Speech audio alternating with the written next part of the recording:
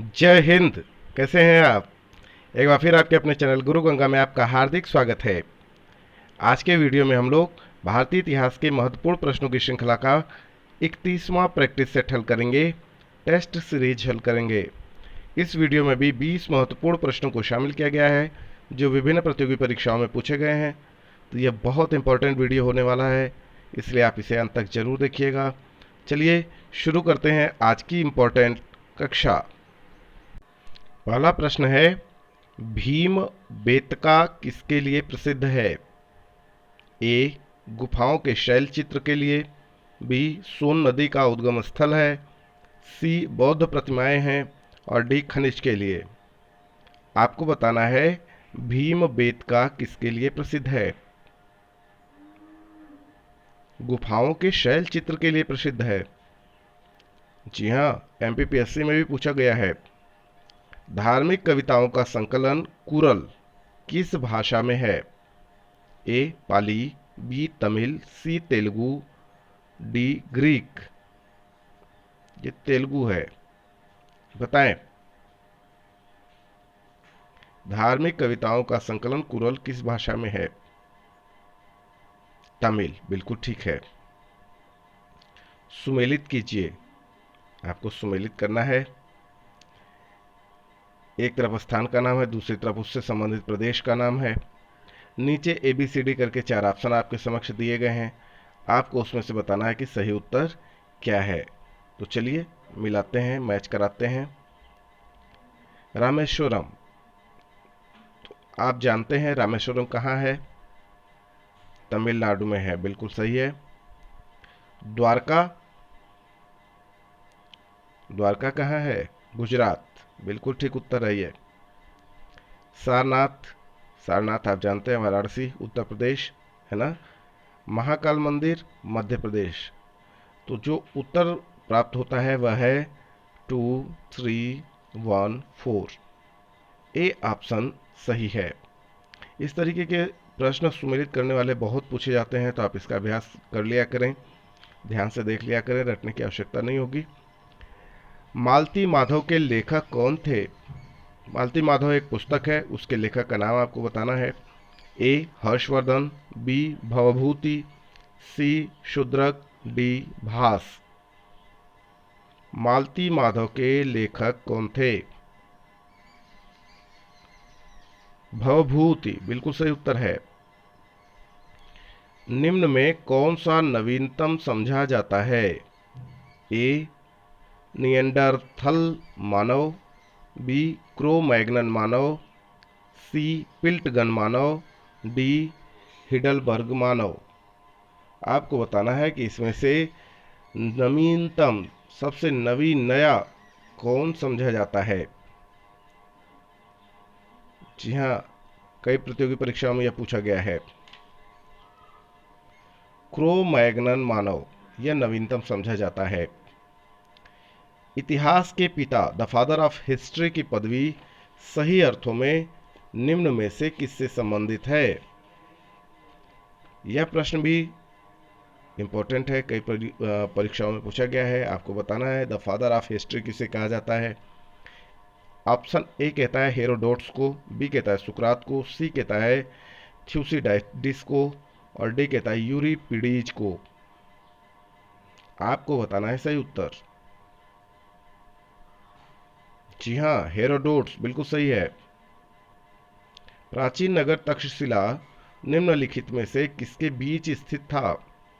ए सिंधु और झेलम, बी कहता है रावी और व्यास, सी कहता है चेनाब और रावी, डी कहता है झेलम और चेनाब। आपको बताना है जो तक्षशिला नगर था वह किन दो नदियों के बीच स्थित था।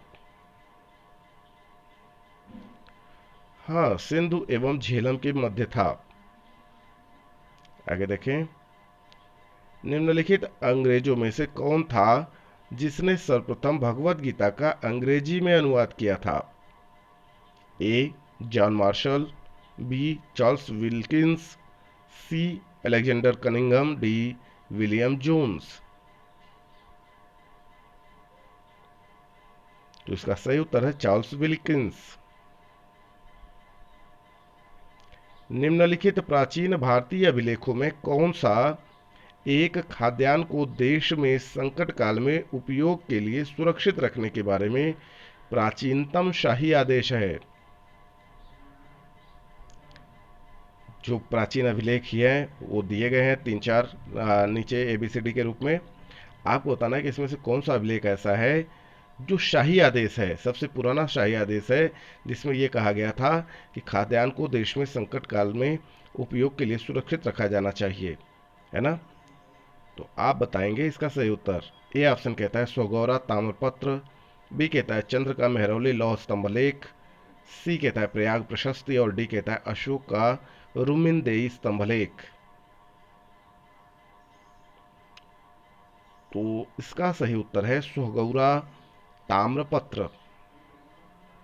भारत में निम्नलिखित के आने का सही कालानुक्रम क्या है? 1. सोने के सिक्के, 2. आहत मुद्रा चांदी के सिक्के, 3. लोहे का हल, 4. नगर संस्कृति। इन चारों का सही कालानुक्रम बताना है कि सबसे पहले किसका प्रचलन हुआ, किसका प्रयोग हुआ, क्या था, फिर उसके बाद क्या आया, फिर उसके बाद क्या आया, है ना। नीचे कूट के रूप में आपको दिया गया ABCD, आपको बताना इन्हें कूटों में से ABCD में से कौन सा ऑप्शन सही है। तो आप ध्यान से देखें और उत्तर देने का प्रयास करें।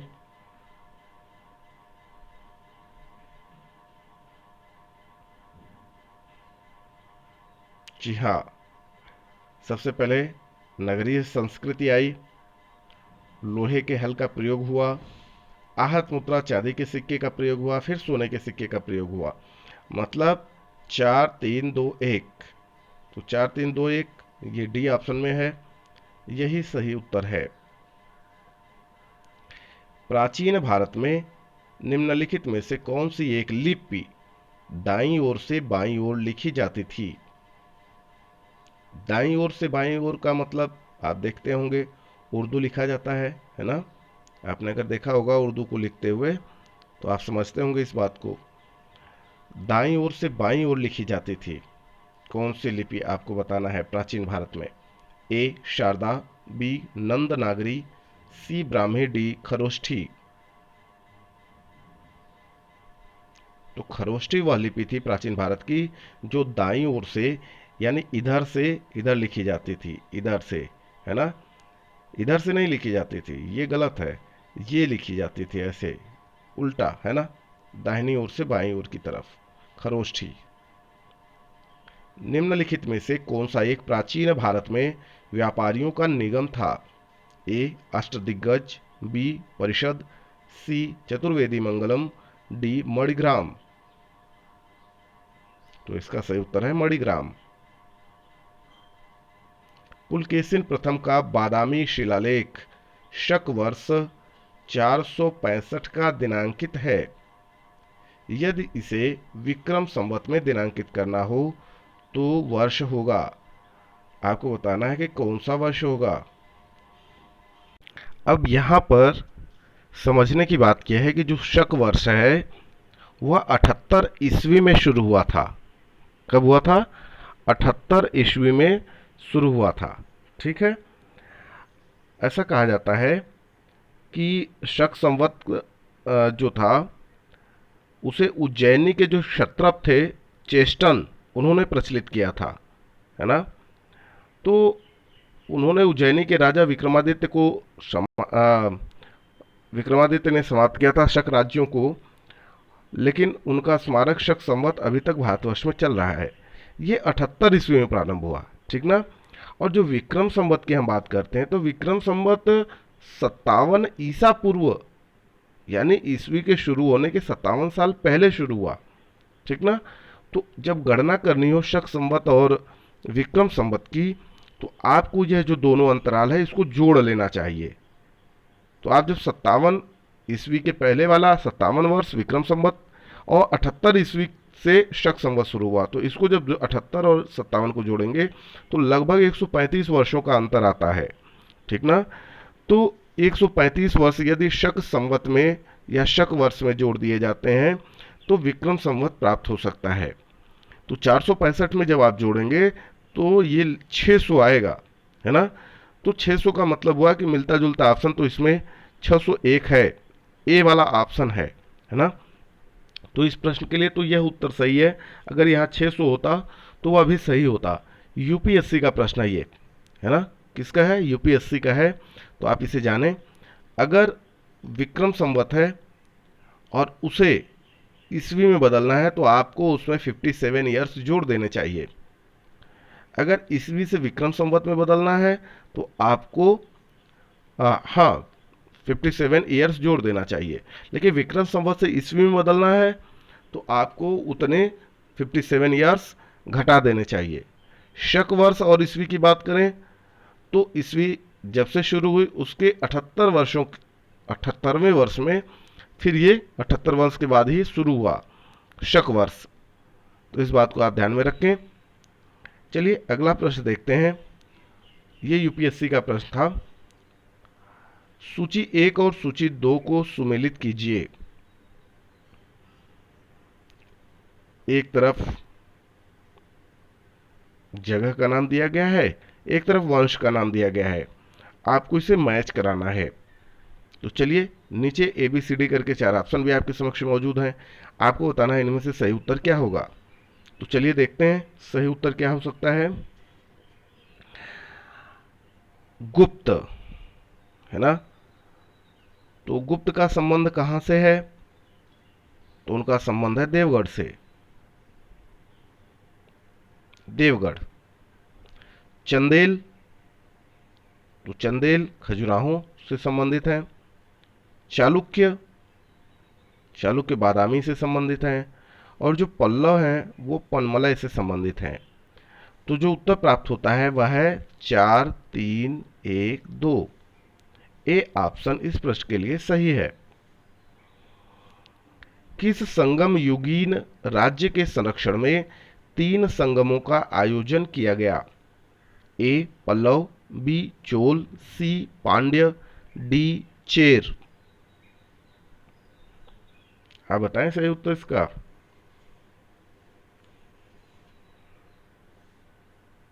जी हाँ, इसका सही उत्तर है पांड्य।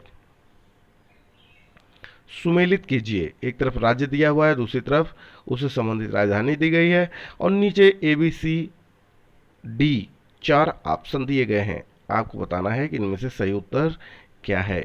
ठीक ना। तो चलिए कोशिश करते हैं। ठीक ना। चेर, तो चेर राज्य की राजधानी कहाँ थी? करियूर, वाजी, है ना। तो ये ए वाला तो सही है, सीधा दिया हुआ है। चोल की, चोल राज्य की राजधानी, तो ये सही है, पुहर, कावेरीपट्टनम एवं उरायूर। पांड की, कोरकई एवं मदुरई, यह भी सही है। तो इस तरीके से जो ऑप्शन प्राप्त हुआ वह हुआ 1, 2, 3। यहाँ तो ए वाला ही सही है ना। आगे देखिए, सुमेलित कीजिए। यहाँ पर भी राज्य और राजकीय चिन्ह दिए गए हैं। नीचे ABCD करके 4 ऑप्शन दिए गए हैं। आपको इन्हें सुमेलित करना है। तो चलिए देखिए, चेर का राजकीय चिन्ह क्या था? चेर राज्य का, तो धनुष, सही है। चोल का राजकीय चिन्ह था बाघ। पांडे का मछली, ये भी सीधा सीधा ही मिला है आपको। तो यहाँ पर भी 1, 2, 3 बन रहा है। 1, 2, 3 आपका ए ऑप्शन है, सही है।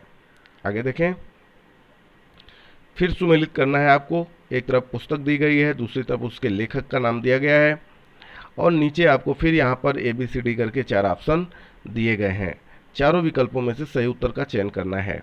तो चलिए देखते हैं क्या होता है।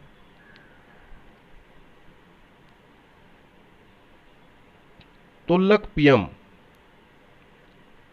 तोल्लकप्पियम, तो लेखक का नाम मिलता जुलता ही है, तोल्लकप्पियर्स, ये सही है। शिल्पादिकारकम, यह पुस्तक किसने लिखी?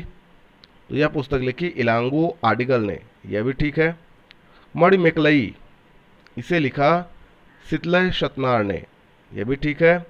और जीवक चिंतामणि, इसे लिखा तिरुक्तक देवर ने। यानी 1, 2, 3, 4 सीधे सीधे विकल्प प्राप्त होते हैं। आप देख लें नीचे दिए गए विकल्पों में ये कहाँ है। तो ए वाला ऑप्शन यहाँ पर मिल जाता है आपको, सही है। ठीक ना, 1 2 3 4। ऐसे प्रश्न बहुत पूछे जाते हैं तो हमने इसमें शामिल भी किया हुआ है ज़्यादा। आप इसका अभ्यास कर लें, अब घबराएं नहीं, रटने की आवश्यकता नहीं है, आसानी से तैयार हो जाएगा, बस आप धैर्य रखें, अभ्यास करें। एक तरफ क्षेत्र दिया गया है, दूसरी तरफ उसका अर्थ दिया गया है। नीचे आपको फिर यहाँ पर ऑप्शन दिए गए हैं, 4 ऑप्शन है ABCD करके, आपको उसे मैच कराना है, ठीक ना। तो आप ध्यान से देख लें। चलिए, कुरिंजी, कुरिंजी का अर्थ क्या होता था? तो पहाड़ी, सही है। पालई, पालई का अर्थ होता था मरुभूमि, यानी जो निर्जन स्थल था, जहाँ कोई नहीं रहता था, उसे कहा जाता था पालई। मुल्लाई किसे कहा जाता था? तो मुल्लाई क्षेत्र जो होता था वो जंगली क्षेत्र होता था, जंगल होता था। मरुदम, इसका अर्थ है कृषि भूमि से। और नेउल, यह है तटीय प्रदेश, नेउल तटीय प्रदेश को कहा गया। तो यहाँ पर भी आपको 1 2 3 4 एंड 5 सीधा सीधा प्राप्त होता है। आप इसे देख लें कहाँ पर है ABCD के ऑप्शन में, तो ए वाला ऑप्शन ही बिल्कुल सही मिल गया आपको, ठीक ना। आगे देखिए, सुमेलित कीजिए, यह प्रश्न भी वही है, इसको भी आप ध्यान से देख लें। एक तरफ संगम है, दूसरी तरफ उसके अध्यक्ष का नाम दिया गया है। नीचे ABCD करके 4 ऑप्शन यहाँ पर भी आपको प्राप्त होने वाले हैं, तो आप मैच कराएं, देखें इसमें से सही उत्तर क्या है। प्रथम संगम, प्रथम संगम के जो अध्यक्ष थे वो थे अगस्त। द्वितीय संगम, तो द्वितीय संगम के जो अध्यक्ष थे वो अगस्त एवं तोलकापियर भी थे, दोनों थे। तृतीय संगम, तो इसके अध्यक्ष थे नकीरर। यहाँ पर आपको 1 2 3 4 प्राप्त होता है, 1 2 3 प्राप्त होता है सीधा सीधा, तो ए ऑप्शन यहाँ पर सही है। तो इस तरीके से यह छोटा सा वीडियो पूरा हुआ।